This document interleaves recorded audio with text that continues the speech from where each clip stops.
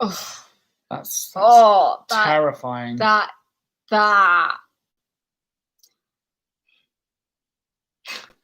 Wow. That shows you the difference, doesn't it? It really does, doesn't it? The quality degradation. See, I told you I got you a good camera though. This camera is horrible. I hate it. Raoul's not following me. Nice. Okay, so you gained new followers. You've already actually managed to make it to, the back. Look, people are back. Sorry, this camera's diabolical. Yeah. It's a sad. The volume might be too. Sad camera. No, the volume. Is the volume fine. Okay? These might be completely different people. We don't know yet. Where were we? Where were we at? We were discussing politics, of all things.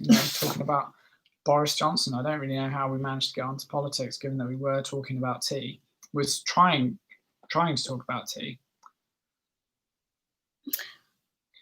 Volume is Gucci as. Is that a good thing? Rahul has engaged with me before. Is that a good thing? It's good. Is it? It's good. Yeah. So okay. Oh. Yeah. Sorry about the. Or maybe camera. you're welcome because you see us. Yeah. You have exactly the same name, so we know who you are. Kez has done her research. She's sending goons around to your address right now. If you get a knock on the door in 5 minutes. Joking. Yeah, this us. Is when he gets a knock on the door in 5 minutes and he's like, not us. What? We should send them pizza. That would be hilarious. Oh, pizza. Yeah. But yeah, no. That's fine. I'm so used to having the We've police. had the police here so many times. Yeah. I don't know if that's a good thing. We're quite rambunctious, so we're not worried about the police turning up. We know how to send them away. Yeah, no, what is it? Like I have like a Caroline Flack video coming out, and in that, like, obviously I filmed that like ages ago because it's old, and I do make a joke to the fact that it's old.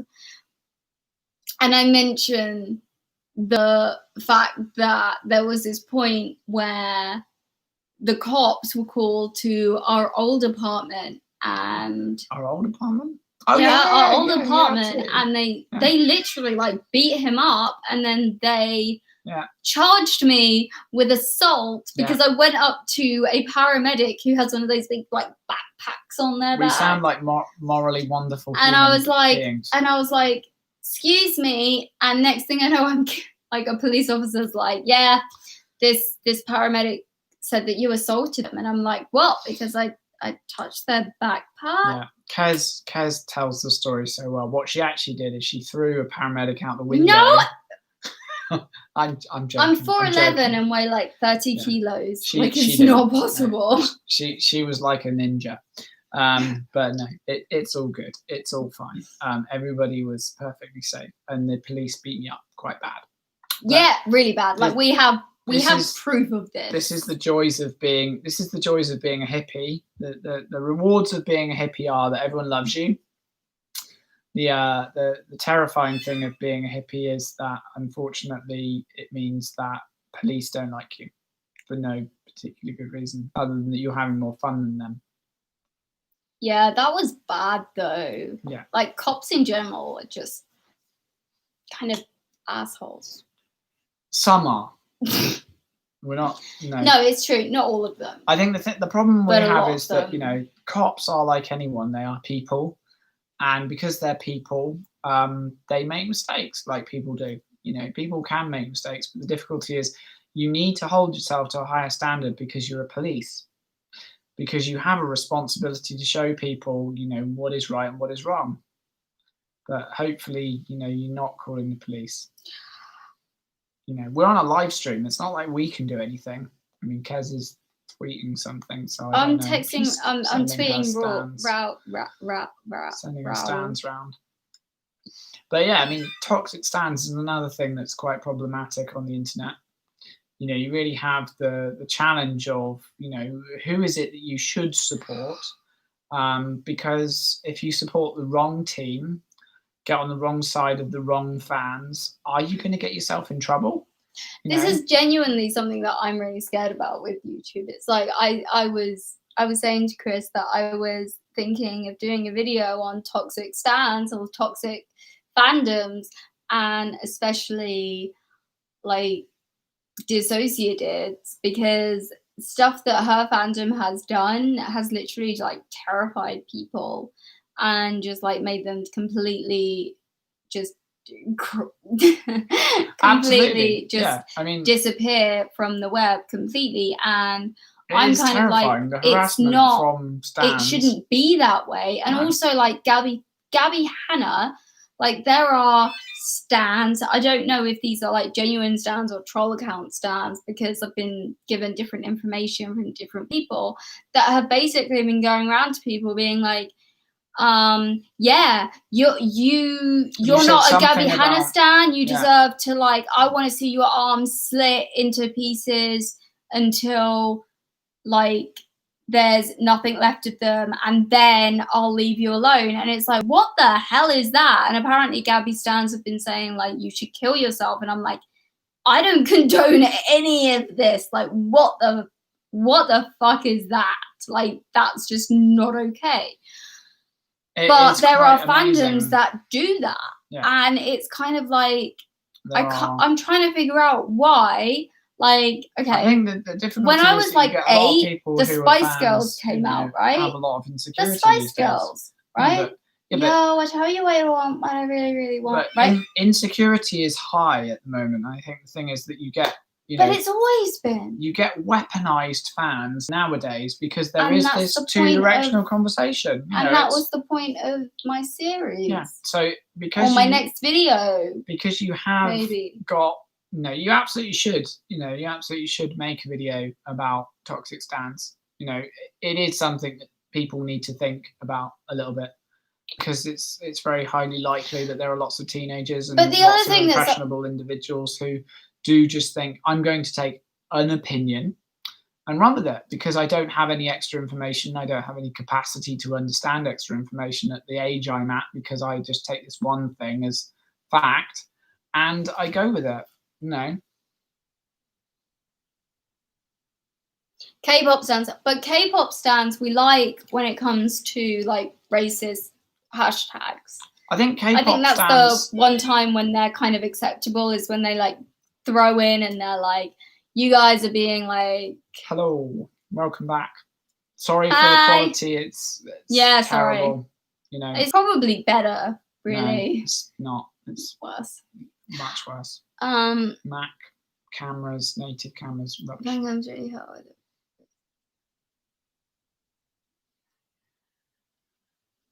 I can't remember what we were saying now. Yes, no, absolutely. I mean, there is a lot of racism trending, and it's anti-fascism should always kind of be trending, or not really that it should be trending, but it should always be a thought in people's mind, because, anti-fascism, anti-hate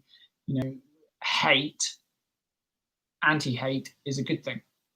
But yeah, everybody's using it as their platform at the moment, aren't they? Everyone is going on and saying, okay, I'm going to, make a story that is my narrative. It's my opinion about my thoughts and my feelings. And I'm going to be angry about this thing that's in the zeitgeist right now because that's, the trend. And because I am, then I'm gonna try and jump on the bandwagon, and it's a new thing because the people who started it and the people who are continuing it are all involved in the same movement now. They're all, they all have a voice in the conversation, and the people who have the largest amount of time and energy on their hands probably get the bigger voice. I don't know if that's better or that's worse. Better. I think that's Is better. that better, guys? I think that's better for them. That's worse. That's worse. That's better. Leave it. Yeah. But yeah, I mean, giving people platforms is great. You know, but fandom in general is a problem, and the thing is about fandoms though is that people can't be held 100%. Like small YouTubers, as someone who has literally got like, I don't know, 60 subscribers. Actually, I think it's like 67 subscribers. Getting close to 69. Like that's the dream. That's the dream right there. Living the dream. I get to that amount and I'm like, no more. But even then, it's like if I have someone that watches my videos that decides to go off and start talking shit to a bunch of people that is kind of loosely related maybe to what I'm saying, and I do take the time to look through my mentions and to look through what's going on, but even then it's like I could turn around and say to people like, hey, like don't do that. But at the end of the day, I can't be held 100% responsible for what a fan or a fandom might decide to do. And I think that with like the Gabby Hanna situation, it's like Gabby's condemning her fans going and telling people to kill themselves or whatever. And it's like, she's probably not, to be honest. She's probably got someone that's got like over 6 million fans on YouTube and over 2 million fans on Twitter and gets a fuck ton of mentions and tries to keep up with them the best that she can. But if a troll account decides to start telling people that they should go and self-harm and that they want to see pictures of them self-harming and that they deserve to kill themselves, if there's one account that's doing that, can Gabby really be held responsible for not speaking out against that when that account in question has already been removed from Twitter because it got flag reported? But you're right, Mitch. It is very much a case of history is written by the winners. And having 400 people is, you know, let's do some approximate maths. I think that's like 8 times. No, but that's the interesting... 7 times the platform that Kez has. And yeah, you know, you can totally, like, if you've got 400 people who, you know, stand you and are going to stand on your side and going to fight your battles for you, then great. The reality is, you know, the hope is that these are people and people make independent decisions. But the problem is they don't. You know, the problem is that, you know, a lot of people take an opinion. Yeah, if you bought 600 more, you know, congratulations, you'll have a whole 1,000 bots. But I will take 1,000 bots in a fight any day. No, but that's the thing. I'm stronger than robots. That's the thing. Some weak robots. That's the thing, though. Not those Boston technologists. No, those guys, they're way too tough. They've got guns these days, so they're scary. If I have a bigger platform, I have, like, more followers, and therefore whatever I say is fact. And the issue with that line of thinking from my perspective is that's basic. No, I know, but I'm referring to his previous one, which is still sarcasm. I know, but my problem with that is that there are a lot of people that don't view that as sarcasm and they see that as being genuine. But even still, it only takes one person not to see it as sarcasm. No, and but then they're like, oh, I've seen people that have been like, we see drama channels that call out YouTubers for weaponizing their fans when a YouTuber like okay, this was a while ago, but Shane Dawson had someone that tweeted him asking like why he wasn't doing more videos, and he retweeted, or he like took a picture of, so he didn't link directly to it, but he took a picture of a tweet that said like, oh, it's really sad to see you getting really fat, or something like that. And given that Shane Dawson has a history of an eating disorder, he basically said, this is why I haven't been releasing videos, because I see tweets like this and it makes me feel like shit. So I haven't been, you know, publishing videos. And the problem is is that I've totally lost my train of thought. Nice. So yeah, I mean, absolutely. I think 1,000 bots, if they were really at you, would be terrifying. I think if you were a human being and you had 1,000 bots trying to attack you, trying to express nasty thoughts and nasty feelings and nasty opinions in your Twitter sphere, if you were getting DMs every 0.7 seconds from some other angry bot, you would feel pretty overwhelmed. You would be in the case of yes, okay, these 1,000 bots, I'm starting to feel some sort of feelings about, how many times I'm being told to go suck an egg or whatever it is I'm being told. And it is very, very frustrating that it's not just one person who does that. You end up with a wave of people who do that, and you end up with a mass of people who do that. And they're not, they live in the world of the internet, and they feel the anonymity, and that's how it is.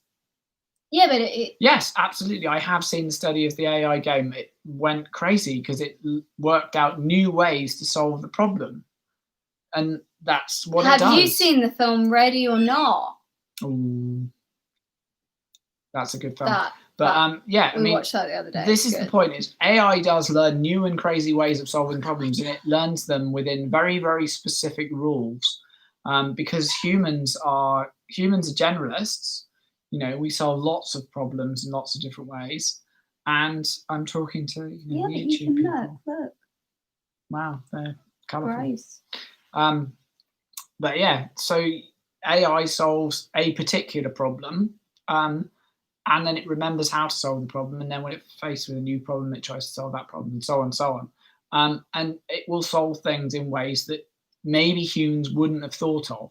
Yeah, but isn't an AI more likely to assume that a human is more intelligent than they are, and therefore they'll consider places? No, absolutely not. No? No, a human is not more intelligent than an AI.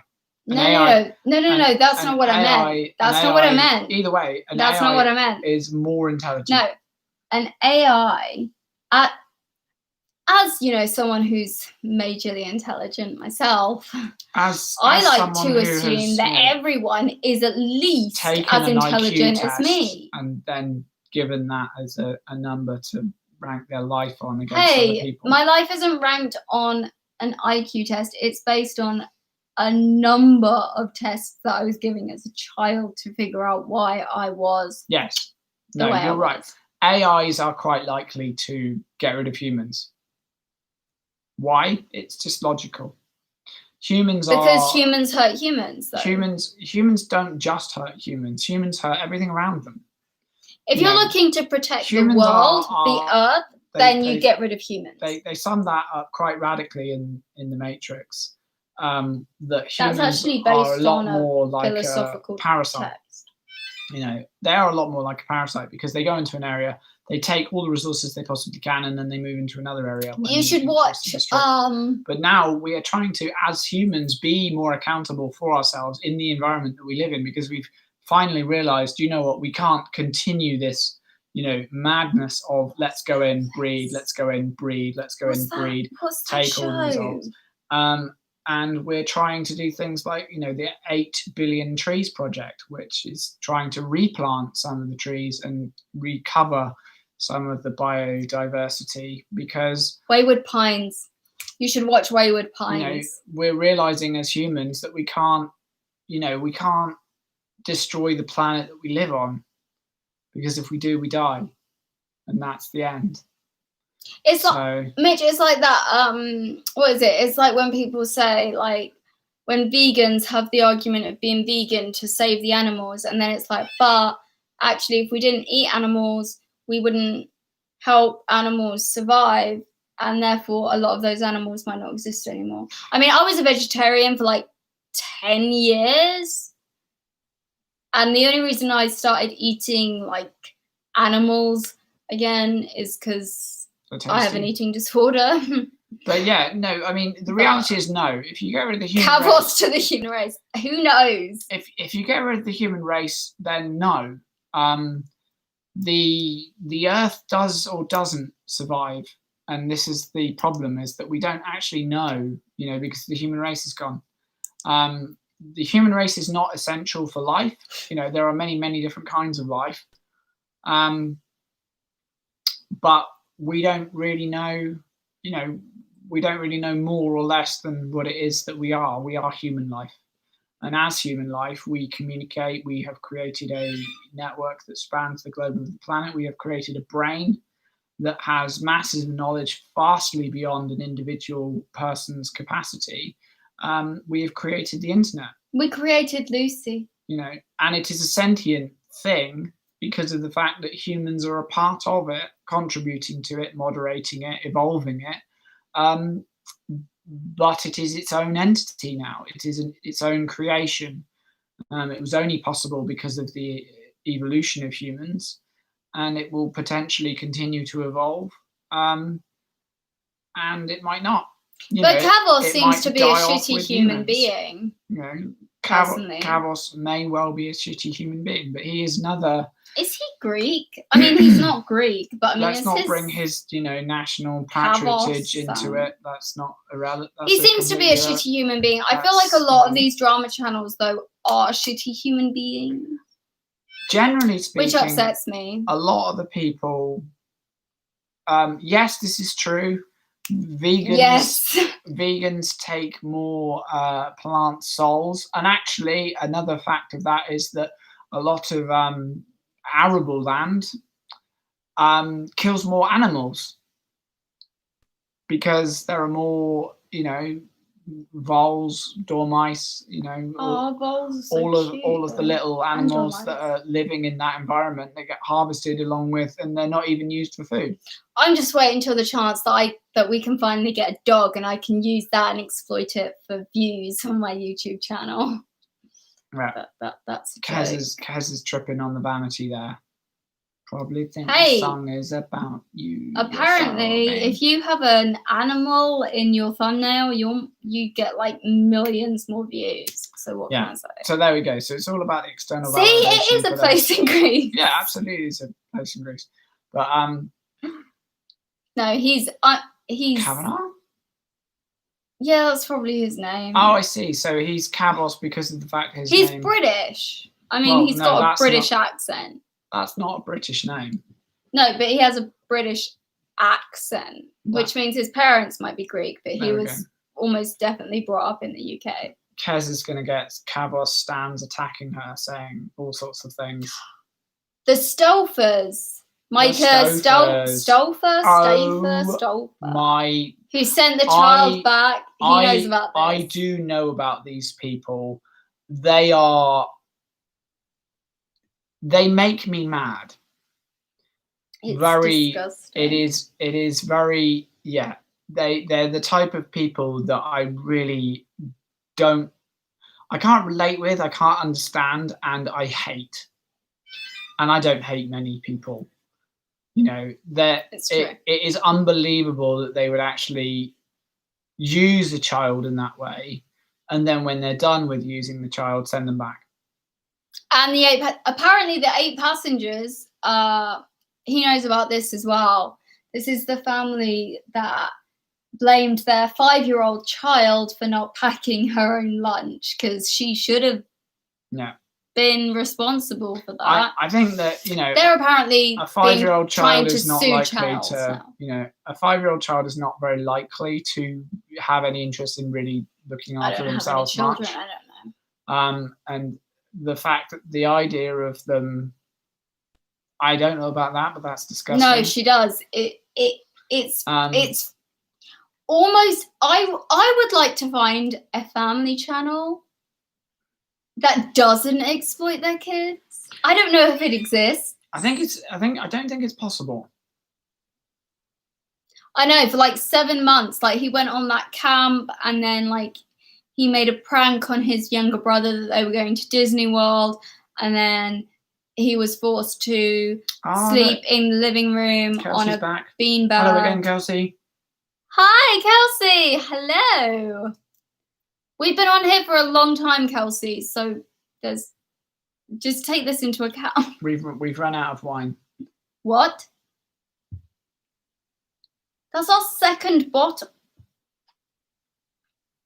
It doesn't affect me much, so it's fine. But so we're trying to talk about tea because I'm trying to learn about tea. I've learned about. We're talking about 8 passengers. A multitude of things, and currently we're talking about 8 passengers. Yeah, and how they're trying to, like, they've been trying. That is a good title. I like that. Yeah. Yeah, I mean, I think it's disgraceful that these camps exist. You know what? I think it's terrifying that people get sent to these sort of, like, camps. It's not the title that's the problem, it's the thumbnail. The camp is vile. People are like, yeah, I know. It's one of those camps for, like... Re-educate. Gay people. Let's turn you into something you're not.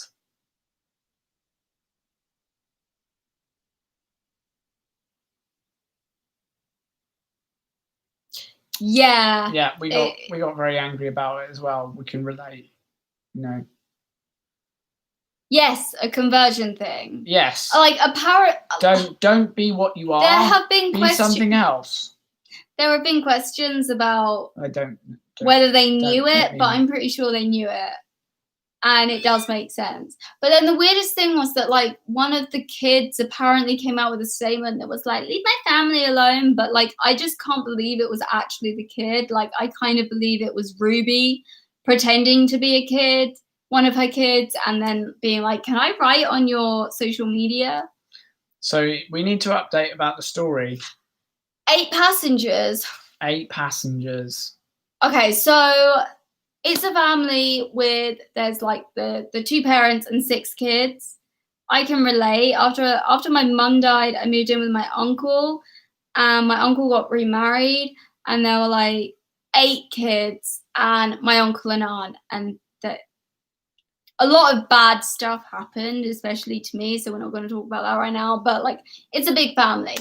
And basically... They sure did a lot of crazy stuff in the 50s.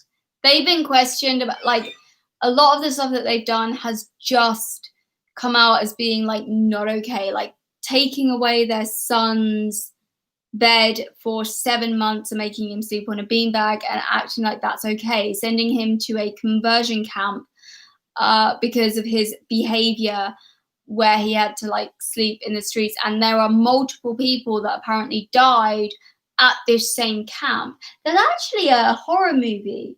We watched it recently. It had Leo from Charmed in it. Brian Krause. I don't know. If I can remember, I'll add it to the thing. To the thing. And their, like, 5-year-old daughter was like, the mom, Ruby, got a text. And she was in her car, and she decided to record this because why not? Here's a pillow, mum, over the face. Like, and she went dark. Got a text, and she was like, "Oh, so apparently my daughter. I've just received a text from my daughter, and like, no, not from my daughter, from my daughter's teacher, and they're saying that my daughter hasn't." Got any lunch, and so she's going to be hungry, so can I please bring her lunch? And I'm like, well, I could, because I don't do anything all day except for exploit my children on YouTube for loads of money, but yeah, I'm not going to do that, because I expect my 5-year-old child to be responsible enough to be able to create, make, plan, and pack her own lunches. And so if she hasn't got her own lunch at school today, she's just going to have to go hungry. And if any of you teachers or fellow students decide to try and give my daughter any food, then I'm going to be really pissed off, because you shouldn't be doing that. No, absolutely. I think the thing is that, starving your children is not great. And then she says that's not abuse. Pretending that it's YouTube, No, I mean, me either. Most people didn't. I mean, the idea of preparing food for yourself is much more of a, at what point in your childish life do you realize that, maybe if I don't take food, I'm going to be hungry? It doesn't really occur. You just go to school and you're like, oh, got no food. Oh, well, that sucks. in the afternoon. Usually like, you have really a friend hungry. or a teacher though that's like someone will usually slip you some, I mean I did. Slip you some food. Teachers like yeah. But that's the joy, is that, you know, a lot of people don't have to go through the experience of being a 5-year-old and needing to make their own. But the funny thing was as well is that on that same day, once the kids got home, bulldog is such a dangerous sport. I used to love it. The teacher, it doesn't happen anymore. Don't believe it exists anymore. Definitely not COVID. Bulldog? COVID bulldog's not going to be a thing. Wasn't that a drinking game? No. It's a physical game where you got to try and get across. I remember. You got to try and get across the playground. Yeah, that was a good game. It's not a thing anymore. Every game was good because I used to win. There we go. A lot. Modesty. You know. Humbling commodity.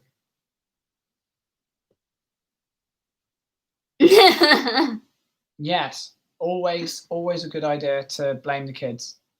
I actually heard that I haven't watched this video, but it came up on my YouTube recommended that the Stouffers, I don't know, family that adopted, I mean, that's German, that makes sense. Stauffer family that adopted the child and then were like, yeah, just send it back.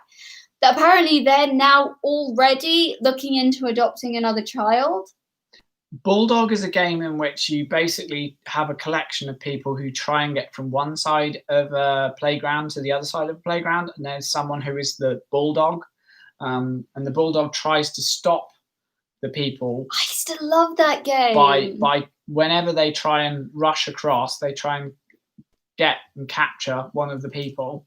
I always used to be bulldog. It's a very physical game, you know, and it was a good school ground game, but quite violent usually. In my world, my school. I was very athletic at school, so I was always the bulldog, and I was like, yeah. I did judo for a while.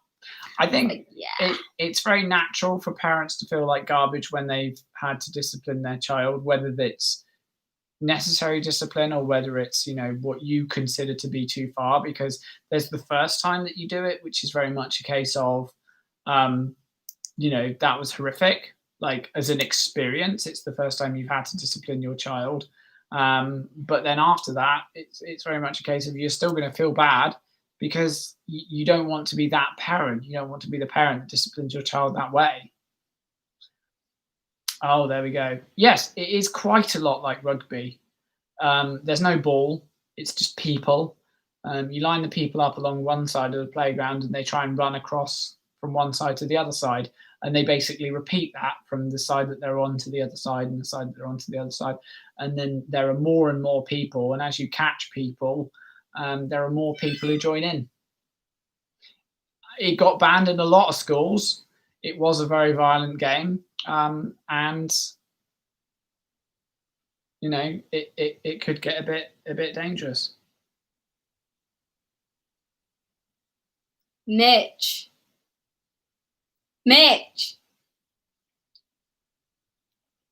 Okay, Mitch wants to know my thoughts on this.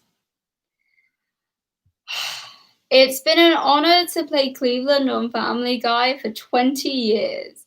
I love this character, but persons of color should play characters of color. Therefore, I will be stepping down from the role. Just kill me now. There we go. Just kill me now. Okay, my thoughts on... Sorry to change the subject. No, we're not changing the subject. This is tea. My thoughts on breaking news. We need one of those things that goes across the mark. So yeah. So this is messed up, in my opinion. Cleveland, from both the Cleveland show and also let's not. Family Guy. The Cleveland show was crap. Let's not. It's a thing he is in, so you know. But most importantly, right? Okay, here's my thing. Read the tweet before your battery goes. I've read it. Read it. What did you read it out loud? Yeah, it's been an honor to play. Trying to jump this. It's been an honor to play Cleveland on Family Guy for 20 years. I love this character, but persons of color should play this character, and should play characters of color. Therefore, I'll be stepping down from the role. Like, bitch, no. This is the problem. Okay, I'm gonna go major like OTT and then bring it back. So it's not Seth. It's not Seth. But so Seth, if Seth was leaving, that would be the end of the show because he plays at least 17 characters in that show. He left Buffy, and I will never, ever. No, but I'll never forgive him for leaving Buffy. He plays most of that show. He left Buffy. No, this is true, but it's not. It's a different guy. Yeah, Mitch. This is basically where I was going with it. So there's a whole big thing. Scarlett Johansson was supposed to play a trans woman in a film, and she ended up stepping down from it because she got so many people being like, no, you shouldn't be doing this, blah blah blah, it should be a trans person. And it's like, okay, so in your bid to make it a trans person instead of just a person who is an actor and being someone that comes from an acting background, actors take their jobs really freaking seriously. They ended up, this film that Scarlett Johansson was supposed to play this trans woman in, ended up not getting made. And on top of that,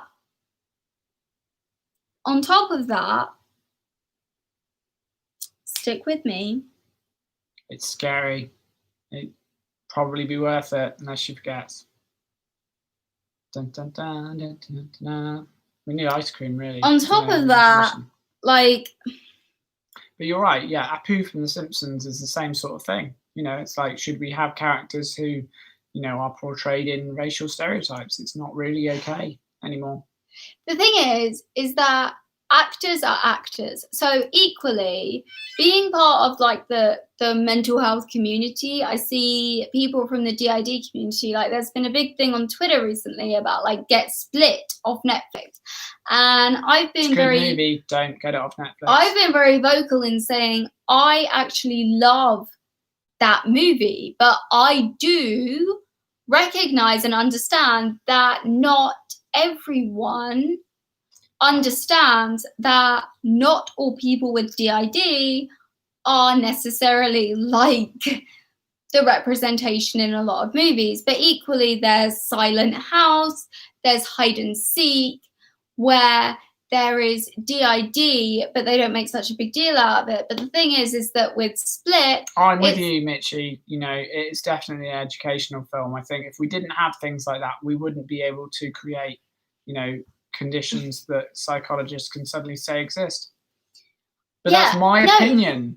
Judge me for my opinion. I believe that the more psychologists there are, the more mental health conditions there are in an area. Of course there are. Because there are more psychologists. I mean, there's like cause and effect, I guess.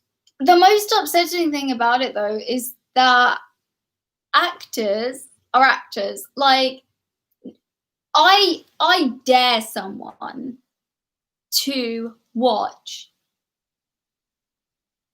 Boys Don't Cry, I think that's what it's called, with Hilary Swank, and tell me that they don't feel the realism and the extent of emotions that Hilary Swank portrays in that movie. Like, that movie... I didn't watch it for ages because I was never the biggest Hilary Swank fan, but I was like, eventually I was like, I'm going to watch this movie because why not? And I was literally like crying my eyes out. And it's like to say that only a... No, you're right. Racism was absolutely rife in the 1940s. And I think the thing is that people thought it was okay. You know, we were long before, 25 years before the civil rights movement in America, as far as I remember, and racism was a thing. You know? No, but it doesn't make it okay. You know, we learned from it. we educated ourselves. We got to the point where we recognized that, perhaps people are people and we shouldn't judge people by, their skin color. And we evolved laws and we evolved equality. And it's just a case of implementing that for most people, and do we destroy a lot of our culture that was created in these racist times? To some, maybe we should. To others, maybe we shouldn't. And it's difficult because if we erase all of our history, then what are we? Because we are only the product of the memories that we serve, and we can only do the best that we can learn from those memories that we formed. So we kind of move from there. To the Bone? Yes, we have both watched it. Do you even remember it? Yeah, absolutely. It is a terrifying representation of what it is that someone who suffers from anorexia might go through, because you are idolizing this entity, this super galactic power that has over you, and you believe it. It's the voice in your head, and you trust her, and then you see her, and unfortunately, you only have to reach the point when you see her, and then you can start to recover, because it is a horrific symptomology of having trauma, difficulty to challenge, various imbalances in lots of hormones and chemicals in your brain, and control issues, because you are not in control. It is the only thing that you can do to retain some semblance of control in your life, and it's a killer, and it is scary because the condition itself is scary. People who suffer really do need help. They need support, and it's very difficult to support people because the condition is something that they create as such a projection of the manifestation of their issues, that getting help and getting treatment is very, very hard. People who suffer from it, people who live with it, find it very, very difficult. And nobody wants to be put on a ward. No, this is a valid point. I was actually, it was a couple of years ago now. We just moved back from the UK, and I got to a point where I was saying to Chris, like, I feel like I'm going to kill myself, and because of my chronic pain, basically I it's not an exact example, but I basically broke my back and they thought I would be disabled for the rest of my life. But I ended up continuing to train in gymnastics through the broken back, and therefore my back ended up completely messed up. And I ended up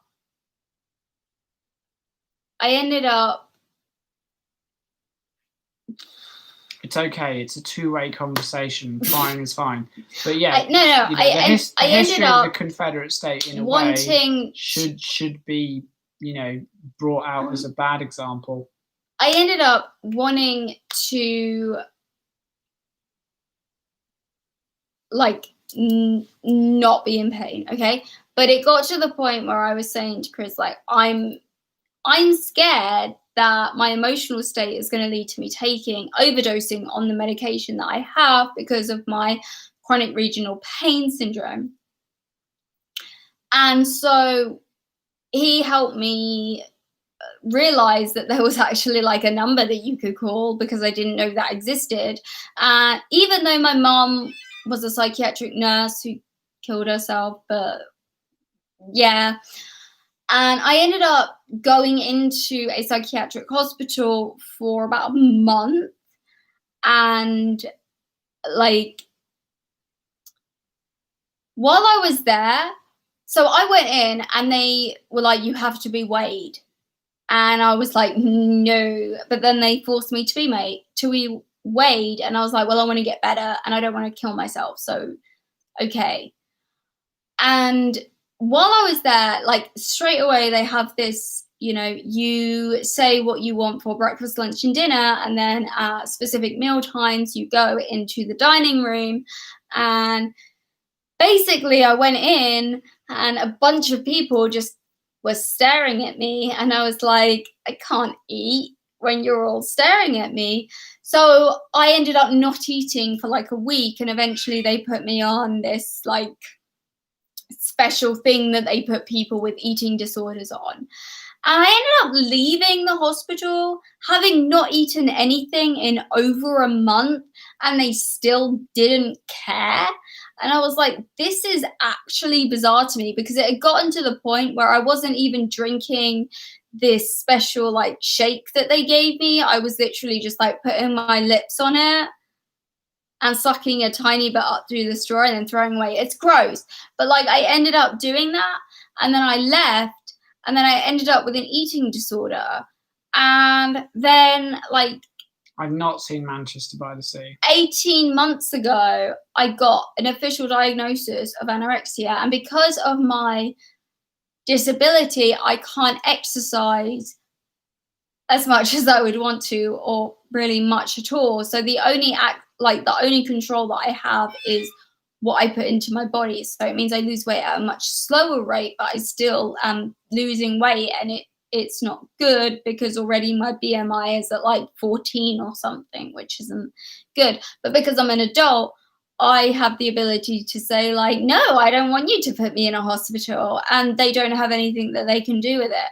So To the Bone, I thought was a good example. Like, it was good, but it ended way too early. And also I feel I have this weird thought in my head that movies that are based on eating disorders, when I'm feeling like I'm about to give in, and what I mean by give in is start eating again and maybe putting on weight, I decide to watch movies about people with eating disorders, so I can remind myself that if these people, these characters, can put themselves through that much pain to lose weight and to be thin, then I should be able to do it too. That is totally messed up, and I recognize it, but that's my thoughts. But my other thought on the film is that Keanu Reeves is awesome, and that Lily Cole, in my opinion, looks amazing at the beginning when she's anorexic. But if you are having a panic attack, the best advice is apparently to try and reconnect with your senses. Think about things you can touch. Think about things you can smell. Think about things you can see. I've never had any experience with Calm. I would imagine, any telephone advice is probably not the best thing that you're going to get when you're in the middle of a panic attack. But yes, try and reconnect with your senses. Try and think about things you can touch. Think about things you can see, hear, things you can smell, things you can taste, because that tries to recenter yourself back into the moment. Mitch, I don't know if you've experienced this, but I occasionally get this on my Facebook, and I'll post on that. I don't post on there as much anymore because of this fact, but I would post on there things like, I feel like killing myself or whatever. Like, I know that's dark, but it is what it is. Like, I've been through a shit storm of a life in many ways. In other ways, I've been through an amazing life, and I recognize that. But like, I recognize that dealing with shit is difficult. And sometimes I get people on Facebook, I'll go onto Facebook and it will be like, you have, someone has reported your comment, so do you need help? And it doesn't, I think I mentioned this in my quarantine video, like the first of my makeup and mental health, which I have like 3 more filmed. I just need to edit and get them out, by the way, about how,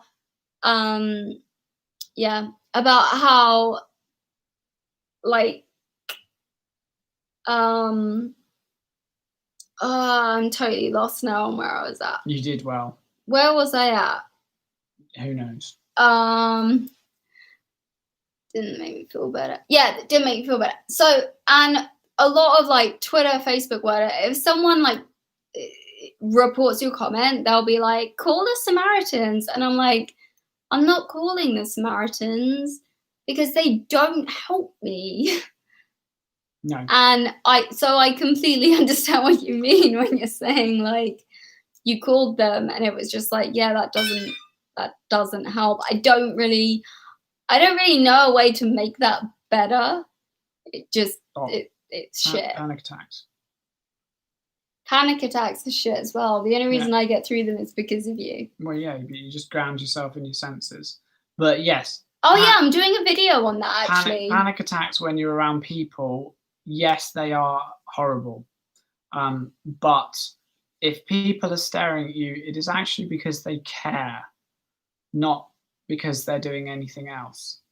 We were out the other day and there was a guy and I wanted to care. People want to help, and it's quite nice that actually, generally speaking, if people do see you having a panic attack, although you feel that they are staring at you, it isn't that they're staring at you in a bad way, it's that they're staring about you in caring, which is quite amazing, really, because you'll get a gravitas of people coming, interacting with you towards you because of the fact they do want to help. Which is just a natural human instinct. Amazingly, even though we're so detached, given that we've got all this technology now, when you're face to face with humans, they're very caring and very kind. You've just got to try and remember that, which is, of course, really, really difficult if you're having a panic attack, which is why it's critical to ground yourself in yourself, reconnect with your own senses, and then reconnect with the senses of those around you. And it's okay. Like, we're going through a very, very scary time. Going outside now is actually way more horrifying than it has ever been. Multiplicity in me. They're another don't be afraid of other people. Dissociative disorder. Keep your distance and wash channel. Hands. But multiplicity in me have a video on their grounding box, which made me think like I'm gonna do a video on that because I think it would be good for me to create a grounding box of my own, and also like, why not do a video on it? But it's really important to like try and ground yourself in the moment. So have something that smells of something that's calming to you, have something that you can like feel, like basically appeal to all of your senses, and it helps to ground yourself. I say this, I'm terrible. Learning. That's what you're doing. I'm learning. You're learning. Right. Yeah. We're gonna head off. Thank you very much for joining us.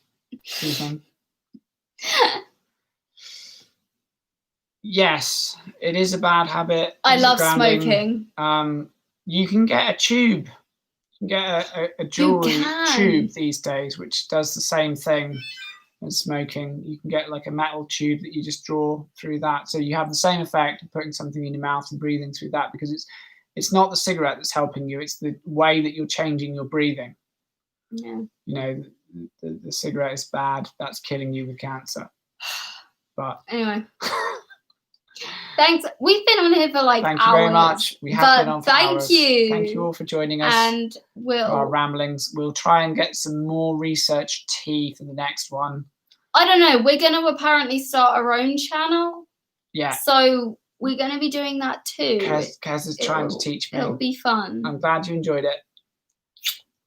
Yeah, it's good. Keep unicorning. Keep unicorning. Good night. Bye.